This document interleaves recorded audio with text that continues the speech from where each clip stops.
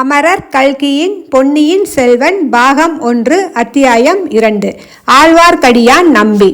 ஏரிக்கரையிலிருந்து கீழிறங்கி தென் திசை சென்ற பாதையில் குதிரையை செலுத்திய போது வந்தியத்தேவனுடைய உள்ளம் ஏரி அலைகளின் மீது நடனமாடிய படகை போல் ஆனந்த கூத்தாடியது. உள்ளத்தின் உள்ளே மறைந்து கிடந்த குதூகலம் பொங்கி ததும்பியது. வாழ்க்கையில் வேறு யாரும் காணாத அதிசய அனுபவங்களை தான் அடையும் காலம் நெருங்கிவிட்டதென்று அவனுடைய உள்ளுணர்ச்சி சொல்லியது. சோழ நாட்டை அணுகும் போதே இவ்வளவு ஆனந்த கோலாகலமாக இருக்கிறதே. கொள்ளிடத்தை தாண்டிவிட்ட பின்னர் அச்சோழ நாட்டின் நீர்வளமும் நிலவளமும் எப்படி இருக்கும்? அந்நாட்டில் வாழும் மக்களும் மங்கையரும் எப்படி இருப்பார்கள்? எத்தனை நதிகள், எத்தனை குளங்கள், எத்தனை தெளிநீர் ஓடைகள்! கவிகளிலும் காவியங்களிலும் பாடப்பெற்ற பொன்னி நதியின் காட்சி எப்படி இருக்கும்? அதன் கரைகளிலே பூத்து குலுங்கும் புன்னை மரங்களும் கொன்னை மரங்களும் கடம்ப மரங்களும் எத்தகைய மனோகரமான காட்சியாய் இருக்கும்! நீரோடைகளில் குவளைகளும் குமுதங்களும் கண்காட்டி அழைப்பதும் செந்தாமரைகள் முகமலர்ந்து வரவேற்பதும் எத்தகைய இனிய காட்சியாய் இருக்கும்! காவேரியின் இரு கரைகளிலும் சிவபக்தி செல்வர்களான சோழ பரம்பரையினர் எடுப்பித்துள்ள அற்புத வேலைப்பாடமைந்த ஆலயங்கள் எவ்வளவு அழகாயிருக்கும்! ஆஹா! பழையாறை நகர் சோழ மன்னர்களின் தலைநகர். பூம்புகாரையும் உறையூரையும் சிறிய குக்கிராமங்களாக செய்துவிட்ட பழையாறை. அந்நகரில் உள்ள மாட மாளிகைகளும் கூட கோபுரங்களும் படை வீடுகளும் கடை வீதிகளும் சிவாலய கற்றளிகளும் திருமாலுக்குரிய விண்ணகரங்களும் எப்படி இருக்கும்? அந்த ஆலயங்களில் இசை வல்லவர்கள் இனிய குரலில் தேவார பாடல்களையும் திருவாய் மொழி பாசுரங்களையும் பாடக் கேட்டோர் பரவசமடைவார்கள் என்று வந்தியத்தேவன் கேள்வியுற்றிருந்தான். அவற்றையெல்லாம் கேட்கும் பேறு தனக்கு விரைவில் கிடைக்கப் போகிறது. இது மட்டும்தானா? சில நாளைக்கு முன்பு வரையில் தான் கனவிலும் கருதாத சில பேறுகளும் கிட்டப் போகின்றன.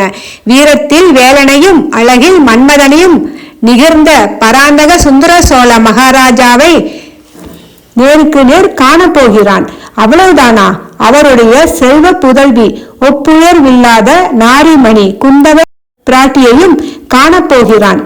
ஆனால் வழியில் தடை எதுவும் நேராமல் இருக்க வேண்டும். எந்த தடை நேர்ந்தால்தான் என்ன? கையிலே வேல் இருக்கிறது, இடையில் தொங்கிய உரையிலே வாள் இருக்கிறது, மார்பிலே கவசம் இருக்கிறது, நெஞ்சிலே உரம் இருக்கிறது.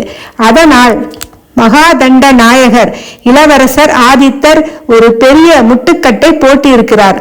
ஒப்புவித்த காரியத்தை நிறைவேற்றுவதற்கு முன்பு யாரிடமும் சண்டை பிடிக்க கூடாதென்று. அந்த கட்டளையை நிறைவேற்றுவதுதான் மிகவும் கடினமாயிருந்தது. ஏதோ இவ்வளவு தூரமும் பிரயாணம் செய்த போது நிறைவேற்றியாகி விட்டது. இன்னும் 2 நாளைய பிரயாணம்தானே மிச்சம் இருக்கிறது. அதுவரை பொறுமையுடன் இருந்தே தீர வேண்டும்.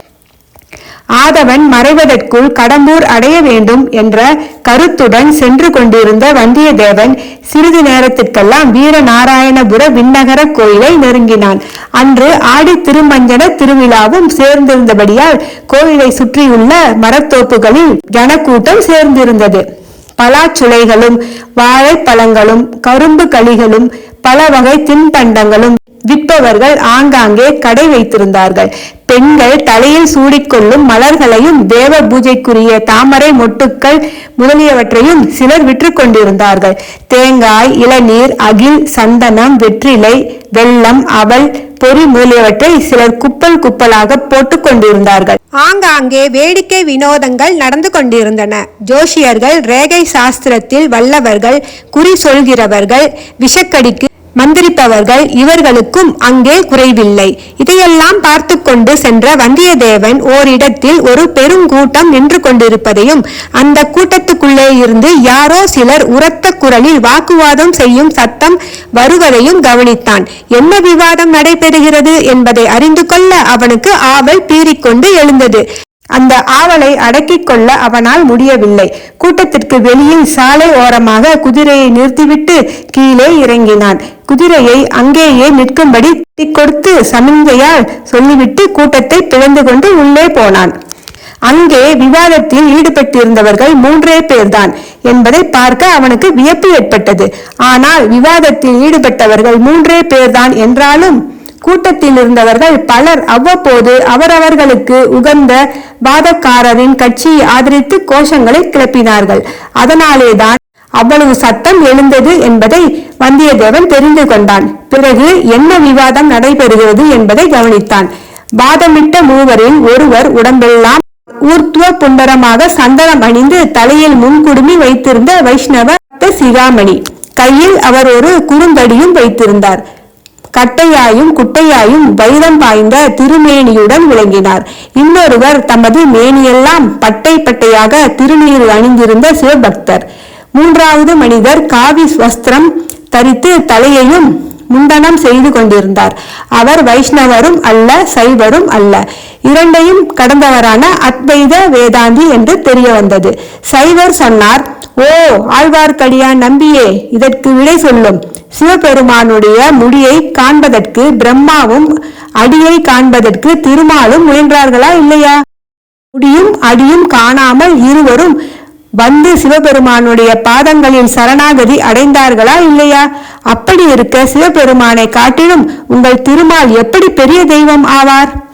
இதை கேட்ட ஆழ்வார்க்கடியான் நம்பி தன் கைத்தடியை ஆட்டிக்கொண்டு, சரிதான் காணும் வீர சைவ பாதத்தூளி பட்டரே, நிறுத்தும் உம் பேச்சை.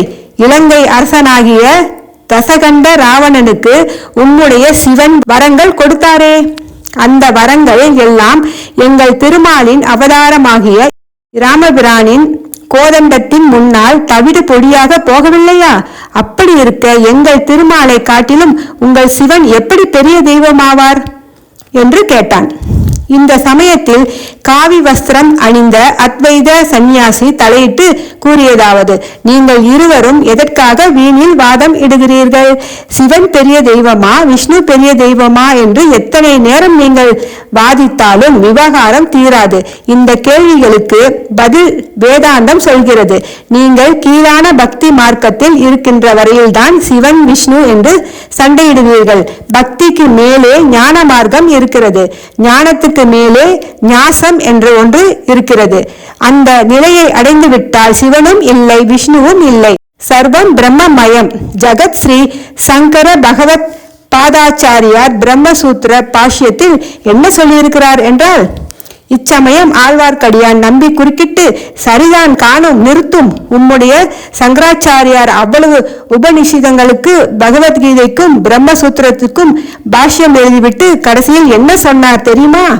பஜ கோவிந்தம் பஜ கோவிந்தம் பஜ கோவிந்தம் மூடமதே என்று 3 வாட்டி சொன்னார். உம்மை போன்ற மௌடீகர்களை பார்த்துத்தான் மூடமதே என்று சங்கராச்சாரியார் சொன்னார் என கூறியதும் அந்த கூட்டத்தில் ஆகாகாரமும் பரிசாக சிரிப்பும் கரகோஷமும் கலந்து எழுந்தன. ஆனால் சன்னியாசி சும்மா இருக்கவில்லை.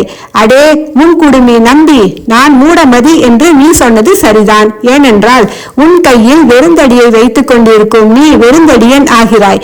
உன்னை போன்ற வெறுந்தடியனோடு பேச வந்தது என்னுடைய மூடமதியினால் தானே என்றார்.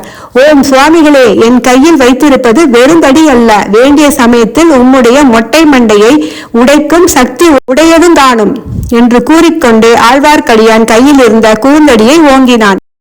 அதை பார்த்த அவன் கட்சியார் ஓஹோ என்று ஆர்ப்பரித்தனர். அப்போது அத்வைத சுவாமிகள், அப்பனே நிறுத்திக்கொள், தடி உன்னுடைய கையிலேயே இருக்கட்டும். அப்படியே நீ உன் கைத்தடியால் என்னை அடித்தாலும் அதற்காக நான் கோபம் கொள்ள மாட்டேன். உன்னுடன் சண்டைக்கு வரவும் மாட்டேன். அடிப்பதும் பிரம்மம், அடிபடுவதும் பிரம்மம். என்னை நீ அடித்தால் உன்னையே அடித்துக் கொள்கிறவனாவாய் என்றார். ஆழ்வார்க்கடியான் நம்பி, இதோ எல்லோரும் பாருங்கள், பிரம்மத்தை பரபிரம்மம் திருச்சாத்து சாத்தப் போகிறது. என்னை நானே தடி கொண்டு தாக்கப் போகிறேன் என்று தடியை சுழற்றிக்கொண்டு சுவாமிகளை நெருங்கினான். இதையெல்லாம் பார்த்து கொண்டிருந்த வல்லவரையனுக்கு ஒரு கணம் அந்த முன்குடுமி நம்பியின் கைத்தடியை வழிமறித்து பிடுங்கிக் கொண்டு அவனை அந்த தடியினால் 4 திருச்சாத்து சாத்தலாமா என்று தோன்றியது. ஆனால் திடீரென்று சுவாமியாரை காணோம். கூட்டத்தில் புகுந்து அவர் மறைந்து விட்டார். அதை பார்த்து கொண்டிருந்த வைஷ்ணவ கோஷ்டியார் மேலும் ஆர்ப்பரித்தார்கள். ஆழ்வார்க்கடியான் வீர சைவருடைய பக்கமாக திரும்பி, ஓய் பாதத்தூளி பட்டரே, நீர் என்ன சொல்கிறீர்? மேலும் வாதம் செய்ய விரும்புகிறீரா? அல்லது சுவாமியாரை போல் நீரும் ஓட்டம் எடுக்கிறீரா என்றான். நானா? ஒரு நாளும் நான் அந்த வாய் வேதாந்தியை போல் ஓட்டம் எடுக்க மாட்டேன். கண்ணன் என்று நினைத்தீரோ? கோபியர் வீட்டில் வெண்ணெய் திருடிந்து மத்தால் அடிபட்டவன் தானே உம்முடைய கண்ணன் என்று பாதத்தூளி பட்டர் சொல்வதற்குள் ஆழ்வார்க்கடியான் குறுக்கிட்டான். ஏன் காணும், உம்முடைய பரமசிவன் பிட்டுக்கு மண் சுமந்து முதுகில் அடிபட்டதை மறந்துவிட்டீரோ என்று கேட்டுக்கொண்டே கைத்தடியை வீசிக்கொண்டு வீரசைவர் அருகில் நெருங்கினான். ஆழ்வார்க்கடியான் நல்ல குண்டாதி குண்டன். வீர சைவராகிய பாதத்தூளி பட்டரோ சற்று மெலிந்த மனிதர். மேற்கூறிய இருவரையும் விவாதத்தில் உற்சாகப்படுத்தி வந்தவர்கள் தாங்களும் கை கலக்க ஆயத்தமாகி ஆரவாரம் செய்தார்கள். இந்த மூடச் சண்டையை தடுக்க வேண்டும் என்ற எண்ணம் வல்லவரையன் மனதில் உண்டாயிற்று. அவன் நின்ற இடத்திலிருந்து சற்று முன்னால் வந்து, எதற்காக ஐயா சண்டை போடுகிறீர்கள்? வேறு வேலை ஒன்றும் உங்களுக்கு இல்லையா? சண்டைக்கு தினவு எடுத்தால் ஈழ நாட்டுக்கு போவதுதானே? அங்கே பெரும் போர் நடந்து கொண்டிருக்கிறதே என்றான். நம்பி சட்டென்று அவனை திரும்பி பார்த்து, இவன் யாரடா நியாயம் சொல்ல வந்தவன் என்றான். கூட்டத்திலே இருந்தவர்களில் சிலருக்கு வந்தியத்தேவனுடைய வீரத் தோற்றமும் அவனுடைய அழகிய முக விலாசமும் பிடித்திருந்தன.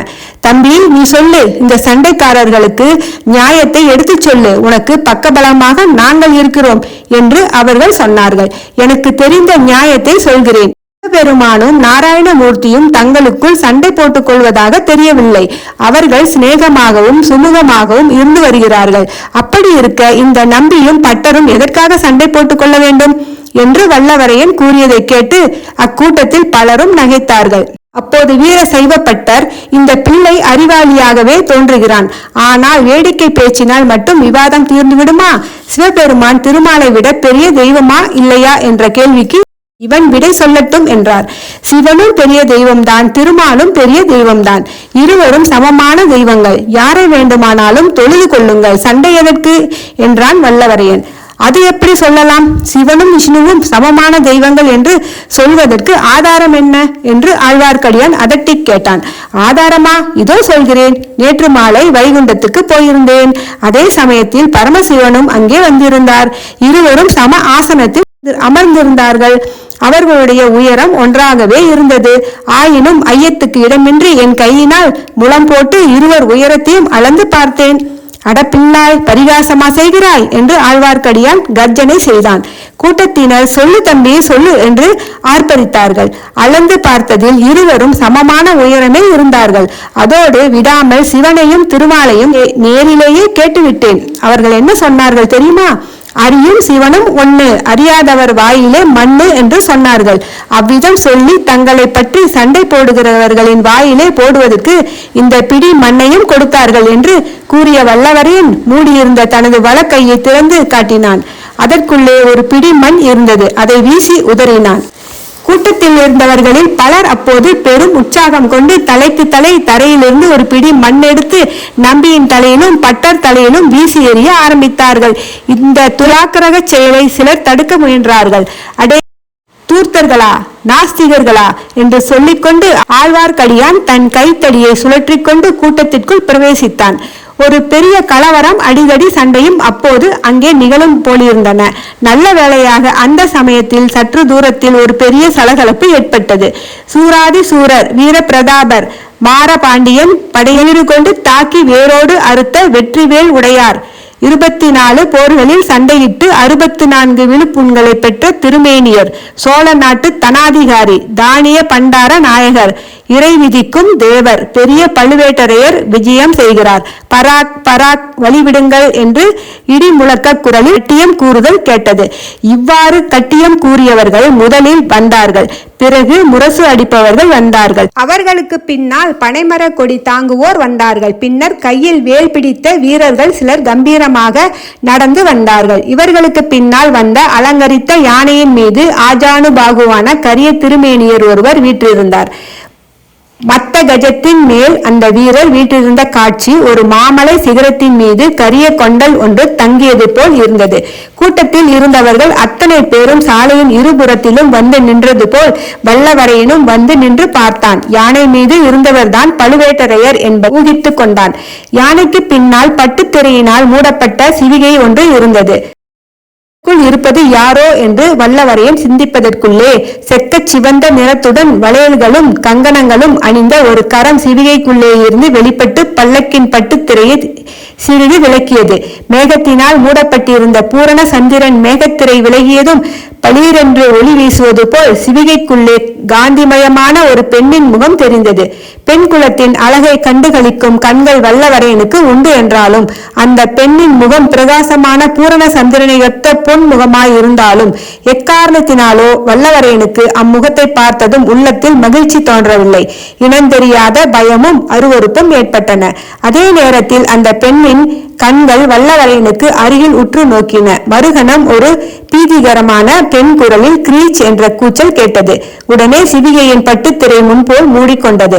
வல்லவரையன் தன் அக்கம் பக்கத்தில் நோக்கினான். தனக்கு அருகில் எதையோ யாரையோ பார்த்து விட்டுத்தான் அந்த மாது கிரீச்சிட்டு விட்டு சிவிகை திரையை மூடிக்கொண்டாள் என்று அவன் உள்ளுணர்ச்சி சொல்லிற்று. எனவே சுற்றுமுற்றும் பார்த்தான். ஆழ்வார்க்கடியான் தனக்கு சற்று பின்னால் ஒரு புளிய மரத்தில் சாய்ந்து கொண்டு நிற்பதை கண்டான்.